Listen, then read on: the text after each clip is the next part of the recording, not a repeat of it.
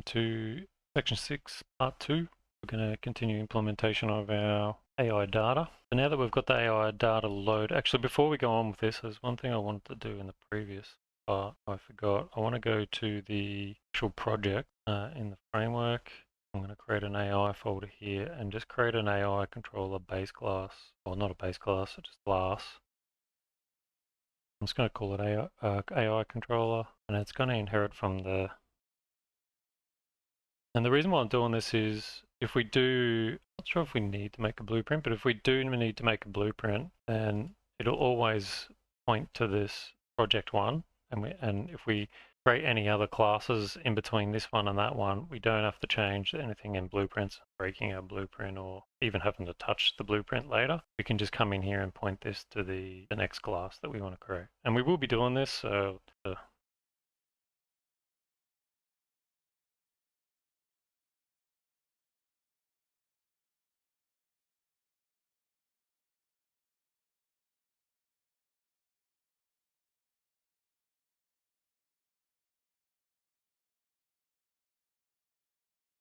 I'll do for that, and that'll come up later anyway. So now what we need to do is follow on our entity creation and actually utilize our AI data and assign the AI controller. I'm going to follow this create group.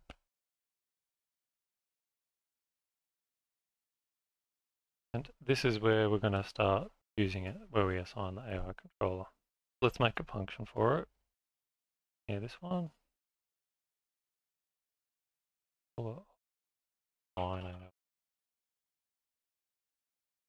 Pass the entity. And we'll just pass the AI. Actually, no, we'll just pass the entity data, actually. AI data. I think we already have that. Not a primary asset ID, it's actually casted to the entity data already. That way we can, whatever we need. First to the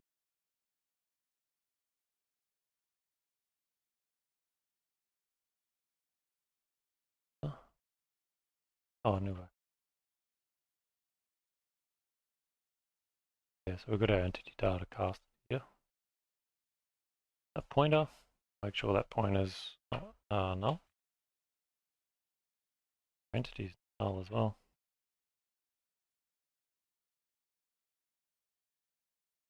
And we'll check that we have an AI data in our entity data as well.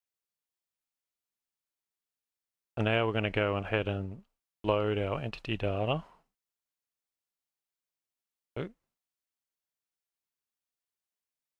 And then we're going to cast to, should be a response, we just read it. Data asset, which is going to include the entities AI data asset.h at the top.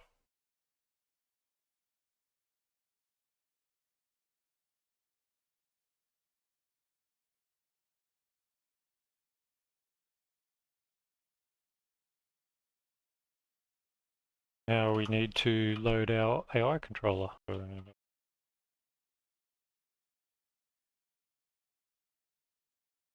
Now we do need to spawn an AI controller because it's actually an actor in the world. So we're going to need some actor params.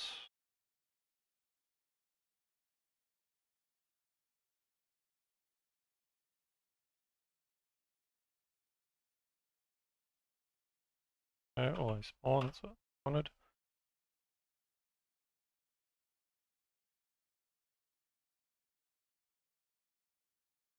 So now we want to spawn our entities AI controller base that we created.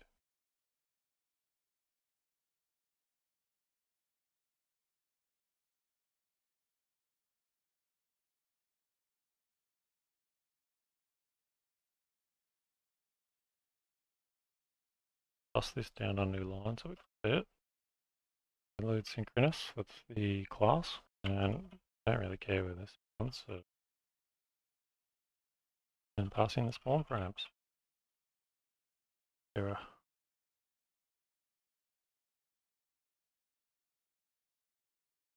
Oh. Out of there. Now that we've created the AI controller, we need to set we want to set the AI data on the AI controller.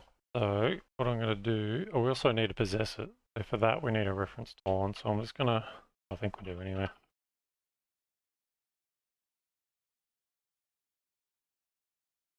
That'll get us the reference to the one. I'm going to put a to-do in here because this is where we'll need to set the team of the AI unit that we're spawning. So,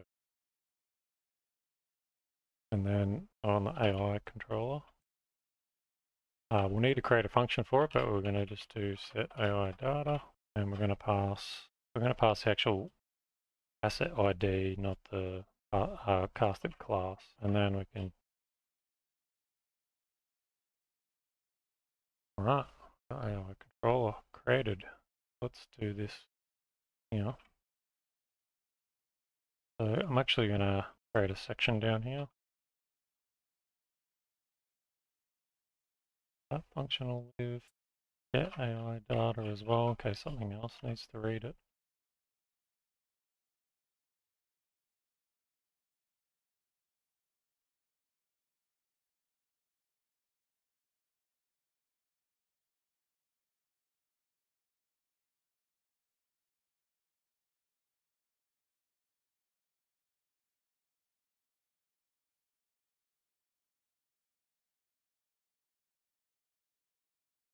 Or we could run that out. Okay. Const ref. I might just make this get AI data actually return the casted type so you can just read it immediately.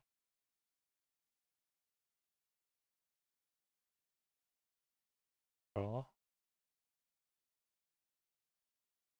that. Oh.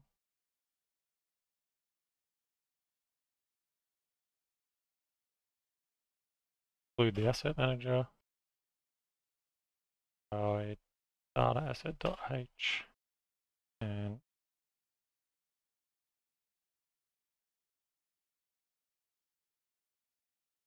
before all this we want to check that this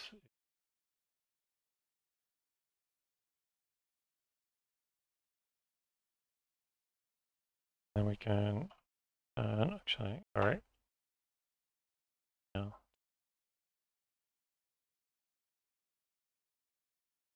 include the forward declaration, the AI data asset there, and this is going to return actually I'll return this.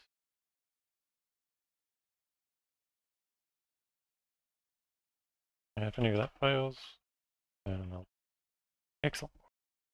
On our AI controller now, the next entry into this is going to be on possessed. So under begin play here, I want to override the on possessed. And this is where we can initialize everything on our AI using the AI data. So I'm going to create a function for that and I'll let, might make this virtual. Override it later in a lower class if we need to. And I'm going to call it init AI.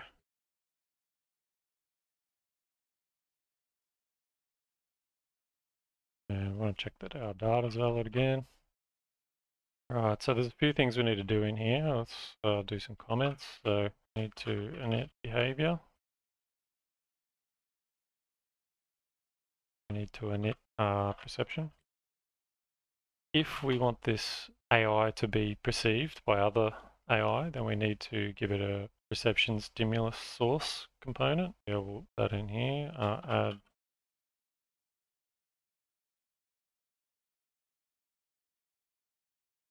there might be some other stuff we do later, but that'll do for now. We'll start with the behavior tree, and I'm going to create a function for that. Create a section behavior,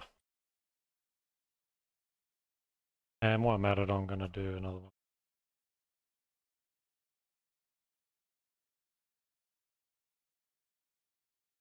This one's going to be protected, and it's be just init behavior.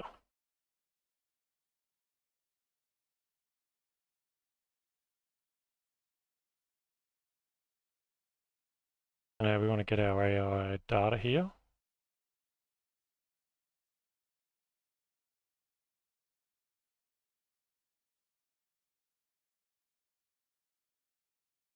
Right, so here we want to assign the behavior tree that's in the AI data and initialize it basically. So put in a U property here for the behavior tree.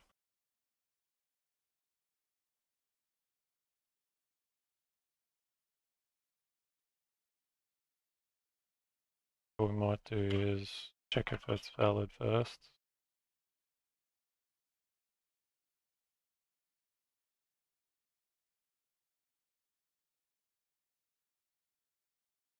So now, if that behavior tree is all valid and loaded, we want to assign the Blackboard associated to that behavior tree as our Blackboard. So what we're going to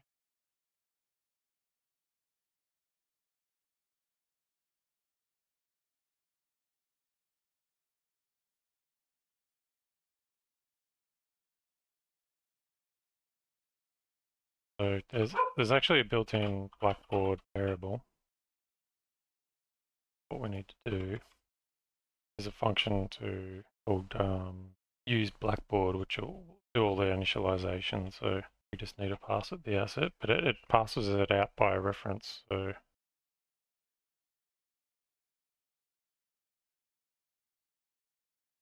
chuck it in like that.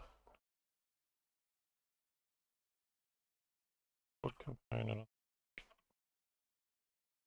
Yeah, so if we put the include in, that should give us access to no.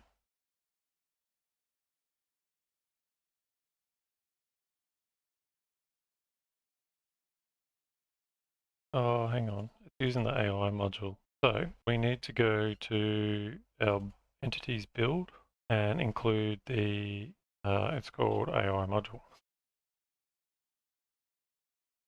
Now that that's done, I think we won't need these big long includes. I might just take these out because it's just going to be like behavior tree, and behavior tree, Blackboard component.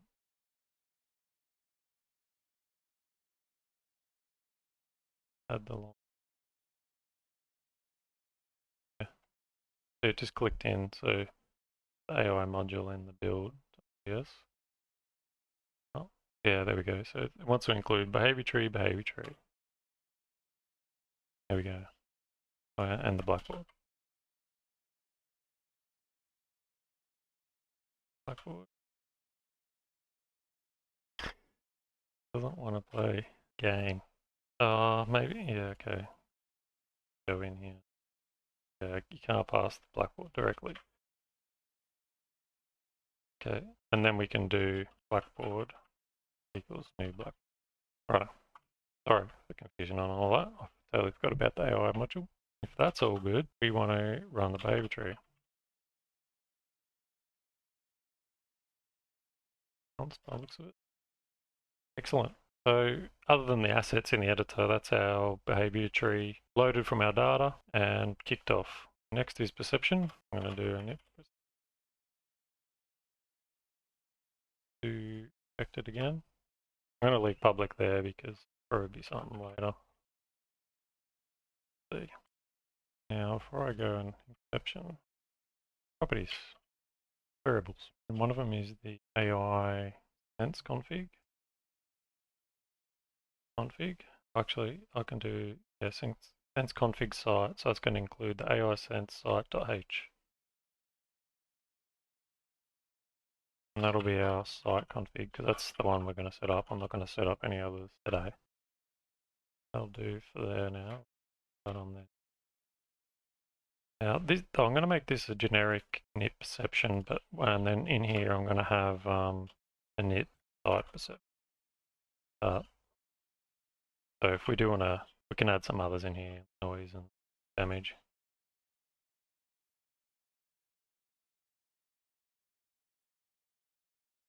Again, we're going to want our data reference. Check if we have a, and there's a built-in function get perception component. We just want to make sure that that's valid, and then we can begin configuring our site from our AI data. So the first one, site radius. It's going to want to, sorry, including the perception AI sense site.h.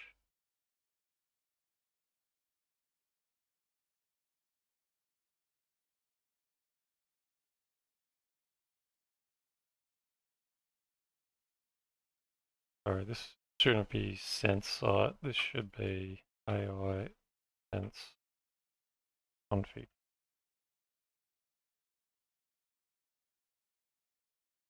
Other reference there. Take out that include. Add the config one. Site radius. Go. Site radius will be our AI data. Site radius.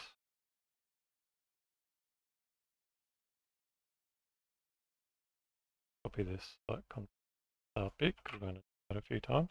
The lose site radius, and we're basically going to make the lose site radius an extension of the site radius. So the lose site radius won't be a full radius, it'll just be how much of the additional site radius do you want the lose radius to be. You can actually make it less than the site radius and it causes all sorts of problems. So don't ask me how I know that, I just know that. So actually I won't use it. Use site config, site radius. And then we'll add our data to site radius. This one will be that peripheral. Can't even say that word. Yeah, that's pretty straightforward, that one. There's a function for set max age.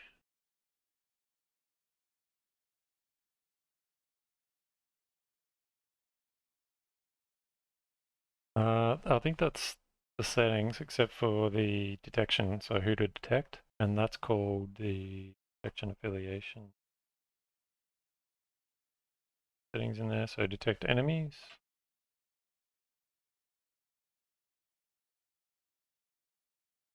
Duplicate that.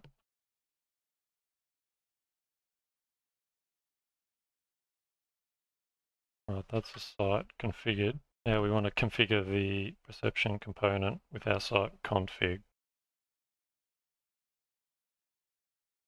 Has to be. And we're going to set our site as the dominant sense.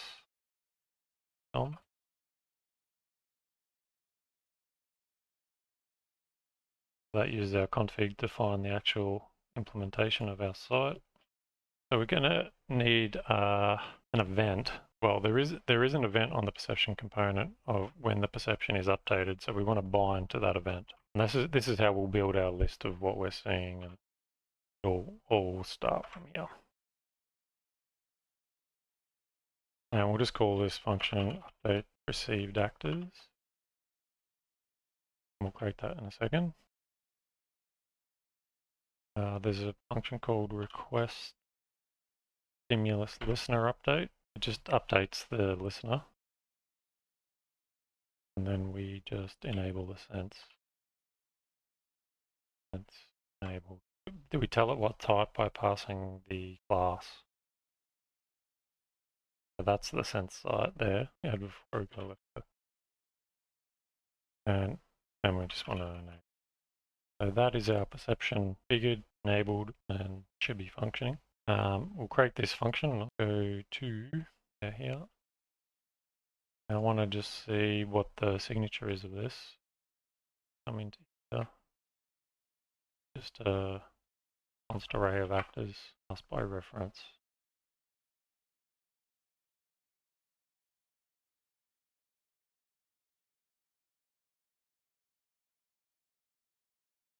No, tell me what I need to do, or what I didn't do, sorry, and that's be fine. What we're actually going to create for our received entities, I guess, so our perceived actors anyway, whatever the entity is seeing through perception, is we're going to create a map for that, and in the map we're going to have the actor that we've seen, but we're going to assign a time to it so we can time out old received targets. So in here,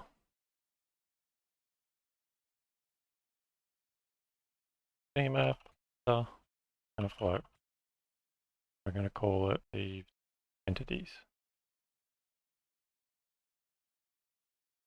And then we can update our, let's do this.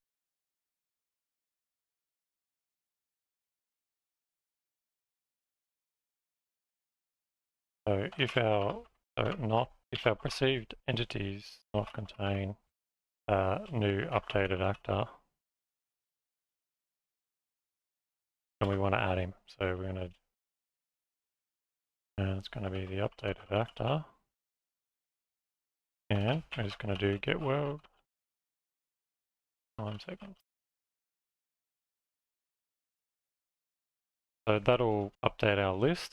Now we need a way to go through our list and update what's already in there, so see if they've timed out and remove them. So what we're going to do is we're going to create a timer for that. So if we come back to the H file, we're going to need a few things to do that. First one, timer handle.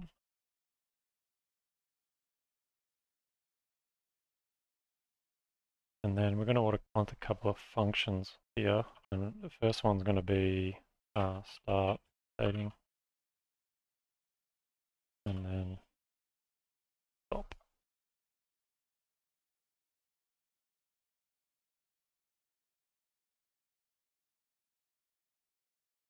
Down here, we're going to do a check. We have received entities. We want to start our timer. And then in here, we want to check if the timer's already started. We don't want to start it again. So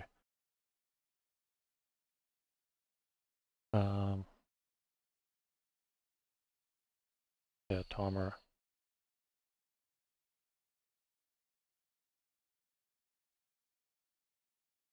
Is timer active? Go with that. And then we just pass the handle. So if it's not active, we want to start it.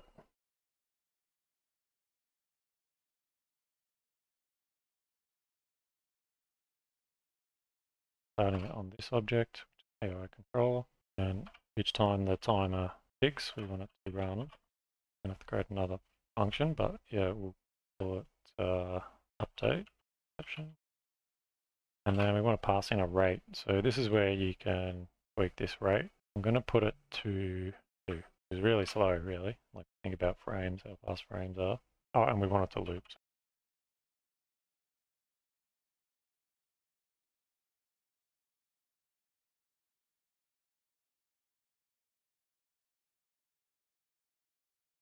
And then stop updating perception. Perception is easy. We just do the same here.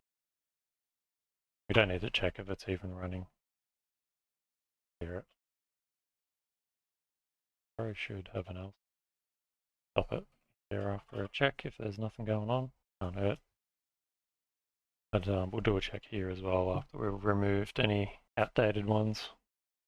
So because we've got a map, we can now do a const iterator over this received entities. It's going to be, I'll do a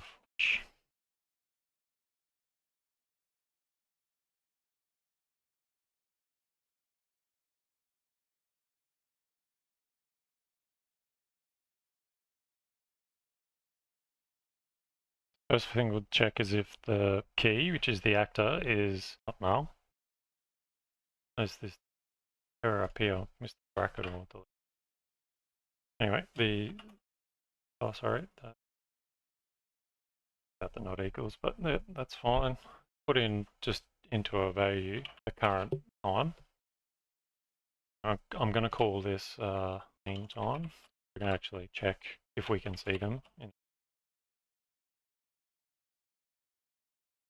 What I'm going to do is I'm basically going to do a line trace from our entity to the received entity to see if we can still see them. This will depend on your game, but on mine I'm going to have cover and stuff, so I'm going to put it so it goes from the entity's eyes to the other entity's eyes sort of thing. So yeah, that's there's no other way I can describe it. So if they're both behind cover and you can see their head, you'll still see it. Otherwise it goes from their source position, which is generally their feet. If you do a line trace and the train's undulating or whatever, it's going to fail. Or it might be from their hip area or something like that, but they're behind cover, it's going to say it can't see them, whereas if you do it from the eyes, eye to eye, they can see properly. Probably the more accurate one, I think, anyway. So we need to get the target, we need to get the target's eye point, and then in the line trace we'll need to get our own. So to do that, there's a function on the actor class, which is get actor eye's viewpoint. but it takes parameters by reference. So and it'll be our is our target. Prove me wrong, and I might have messed up the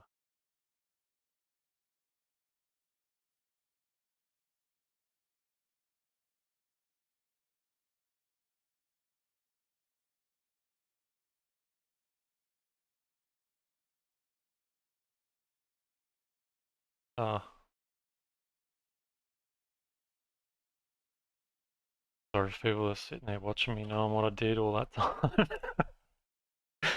Alright, moving on. So now we want to do our line trace function for that as well. Put it in here for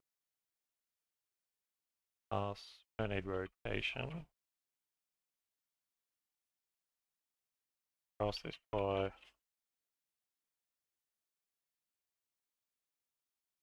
actually constant. Oh, sorry, it's got to return bool, doesn't it?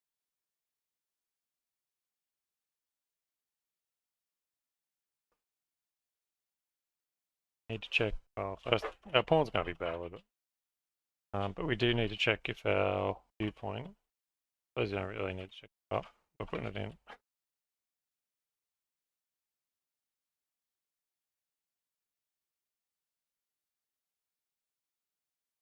Point.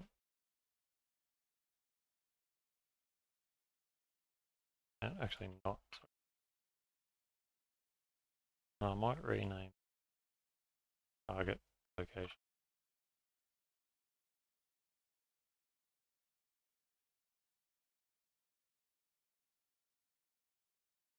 And we can access this because we're on the AI. I'll change this.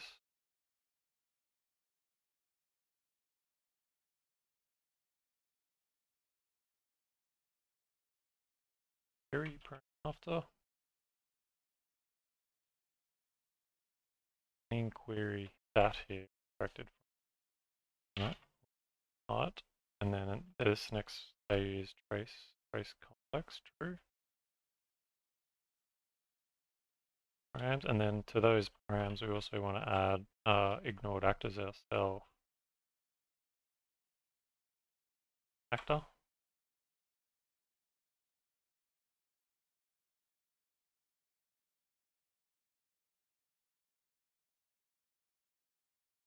We want to do single by channel.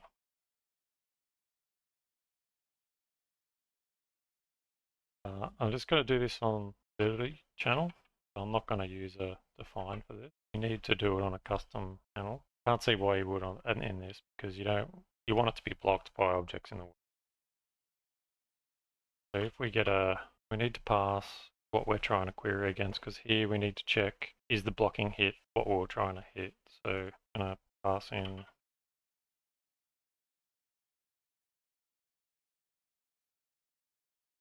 so if we have a blocking hit first, and if hit actor get hit.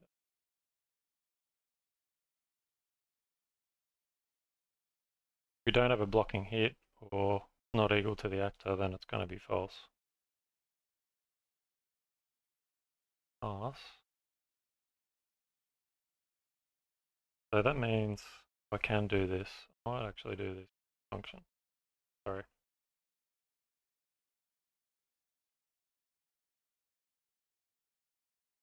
Yeah, target location.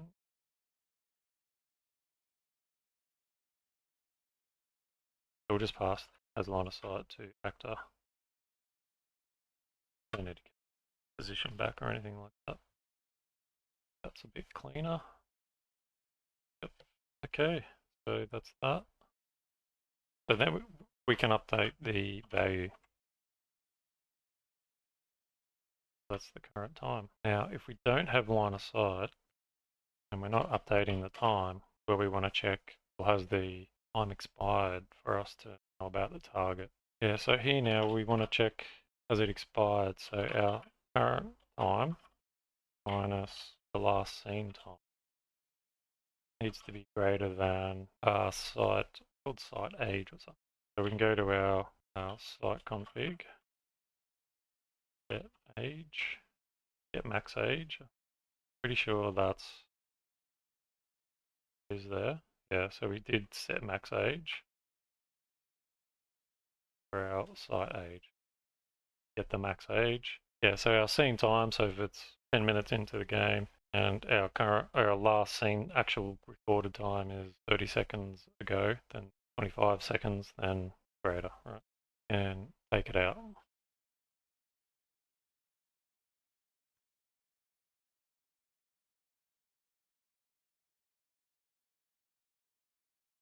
You could make it a considerator and just add the ones to remove to another array and then do a loop.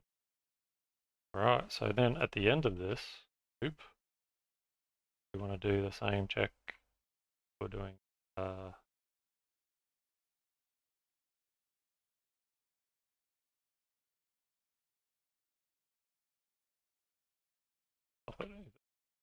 Otherwise we can just crack on. Something else we're going to add in here. So if we can still see it, I'm not going to implement this now, but this is where we can, once we set up the teams, this is where we can check for actual hostiles if they're enemy or not. But at the moment, it works as is because we've only got can see enemies enabled, right? But if you want to use, like see friendlies or neutrals and things like that, then you need to be able to identify who's hostile, who's a friendly, who's a neutral, maybe put them in separate arrays and things like that. And the way I'm going to be doing our setup here is that all the AI will be reporting back to the group that they can see a hostile, and then the group can communicate to the other group members saying, hey, entity over here has seen a hostile over here, and then they can start doing cool AI things and attacking or whatever they do, flank or something cool, right? Something real cool. So I'm going to put that in here as a to-do. Is called theme attitude. So I'm going to call it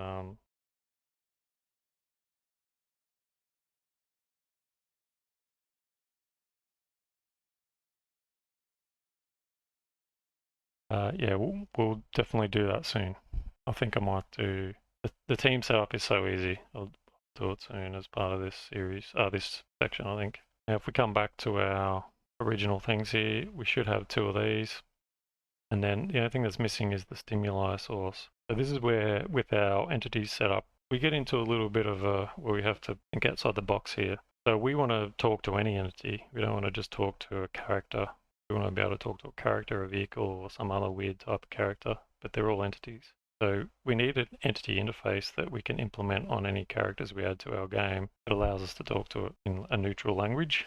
And the place that makes sense to do that is in the core. So we're going to come up to our core. And we're going to create another interface here.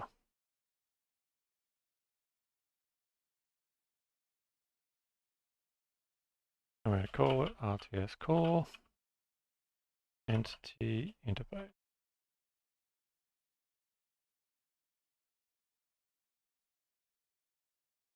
I need the CPP. The function that we wanted in here is to create our perception stimuli source component. So there'll be plenty of other stuff in here as we go. We're just going to do that one for now.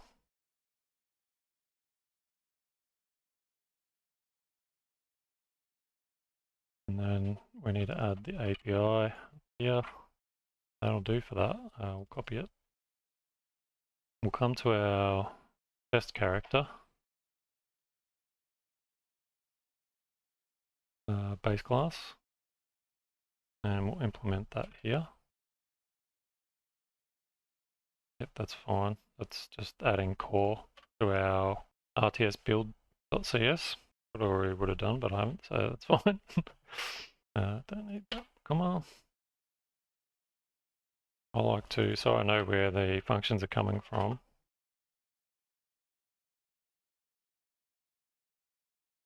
And if this squiggly line bothers you, you can add it.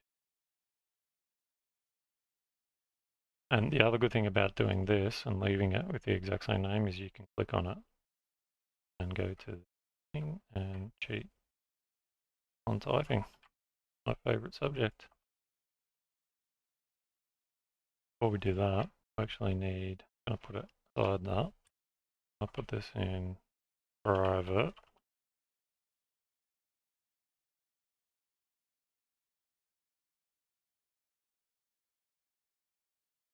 allow private access brackets, sorry. And then we need what's it called? Oh, the perception. That's a long name. AI perception stimuli source component.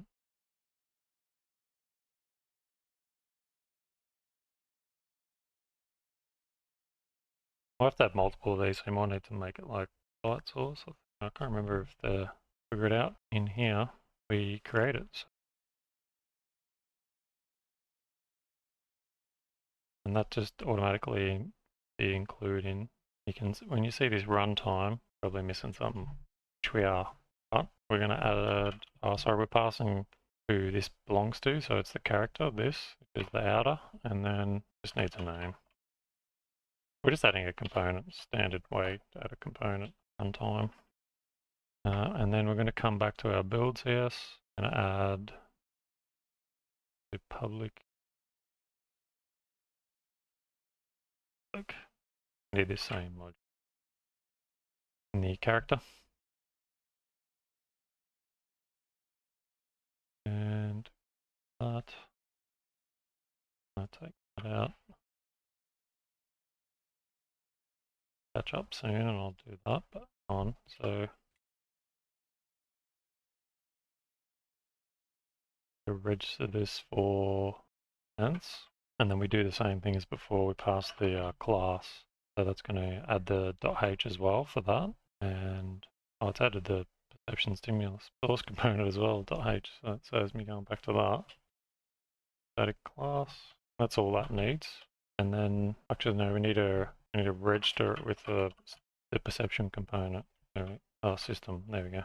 And that should give us our source. And now we need to actually call that. So copy this.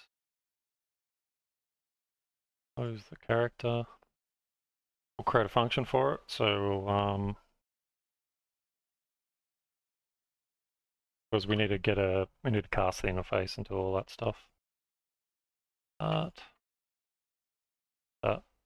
Yeah.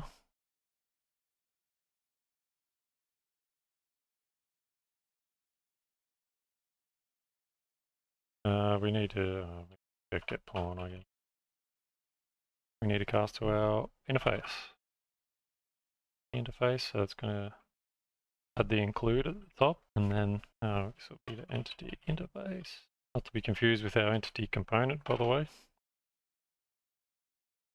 You could put all those functions in this interface, but then every different type of entity you have to do, you'd have to implement them all in the class. So the component, you just add the component there. But because this function that we're going to call here is sort of entity type specific, then that's the reason why we're doing the interface.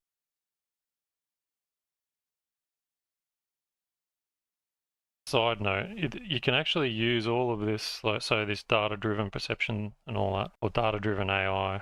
You can use this without my whole RTS system. You could use this for anything, right? So the only thing that you'd have to modify is how you load the data. So if you don't have the loadout manager and all the data, you just have to load the data somewhere where it initializes everything, like loads the data before you start trying to use it. That is it. Otherwise, you could use this with any game. I sort of juggled up whether I want to put this in a separate plugin, or into like RTS AI, which is what I had it in originally, and I think it's just better in RTS entities. So this is post-edit Suits coming back, realizing I forgot a couple of very vital things. So just in case anyone does want to go on and mess with this in the editor on their own, I want to clarify what I was talking about here in the team attitude. You actually need this to detect enemies. So if you want to use this without this part, then you'll need to, in your data, you'll need to turn on enemies, friendlies, and neutrals. It should detect correctly. However, in the next part, we're going to implement a plugin for teams, and we'll do this part. But the main thing that I need to fix up is here I skipped over a whole step of creating these two things. So although the AI controller, the Unreal Engine base class, does have a variable for a perception component, it's not created by default. And we also need to create, so we made a variable for the site config, but we never actually created it. We're just going to do that quickly.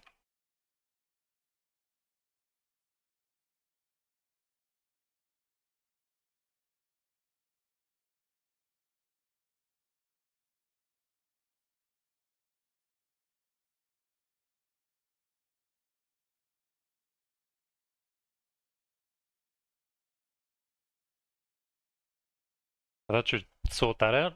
And the other one was where I alluded to in a prompt was in the line of sight function. This one needs to be get pawn. And the reason why that didn't error or anything is because the AI controller is an actor and it has this function. However, it's not the eyes we're looking for. So that should be better now. So they're the only two fixes. Thanks for watching. See you in the next part.